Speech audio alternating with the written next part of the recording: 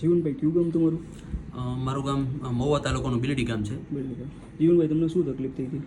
મને અચાનક જે ફેસ પાલ્સી કહેવાય કે જમણી સાઈડનું જે જડબું છે આ બાજુ ખેંચાઈ ગયું હતું, જી. એટલે મોઢું સેજ ત્રાસું થઈ ગયું હતું બરાબર. અને આંખ જે છે એ બંધ નથી થતી. કદાચ હું આંખ બંધ કરું તો એ ખુલ્લી રહેતી હતી અને હાથેથી બંધ આવી રીતે આમ બંધ કરવી પડતી હતી. બરાબર. પાણી પીવો તો પીવાતું તમારી? પાણી પીવું તો એક સાઈડથી પાણી નીકળી જતું હતું અને જમવામાં પણ તકલીફ પડતી હતી. બરાબર. એક સાઈડના ફેસ ઉપર કોઈ સેન્સેશન હતા નહીં? ટૂંકમાં આ જે છે આ આટલો ભાગ જે છે એ વર્ક કરતો જ નહોતો કોઈ પણ પ્રકારનો. બરાબર. ને મોઢું બી ત્રાસું થઈ ગયું આપને? બરાબર. મોટું ત્રાસું હતું. આંખનો હિસ્સો ત્રાસો હતો, પાપણ ત્રાસી હતી, નાકની દાંડી ત્રાસી હતી, હોઠથી દાઢી લગીનો હિસ્સો આખો ત્રાસો થઈ ગયો છે. બરાબર. બોલવા જઈએ તો શબ્દ આપણા વ્યવસ્થિત બોલી ન શકીએ. બરાબર. આ વસ્તુ થતી હતી.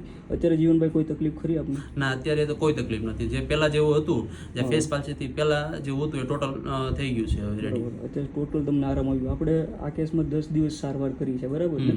પણ અત્યારે તમને ટોટલ આરામ આવી ગયો છે કે ભાઈ તમે આરામથી જમી શકો, પાણી પી શકો અને તમારો ફેસમાં જે હાફ હિસ્સો આમ નીચેની કોર નમી ગયો હતો ત્યારે વ્યવસ્થિત આખું ફેસ થઈ ગયું છે. બરાબર ને? કોઈ જાતની તકલીફ નથી જીવનભાઈ? નહીં, કોઈ તકલીફ. સરસ.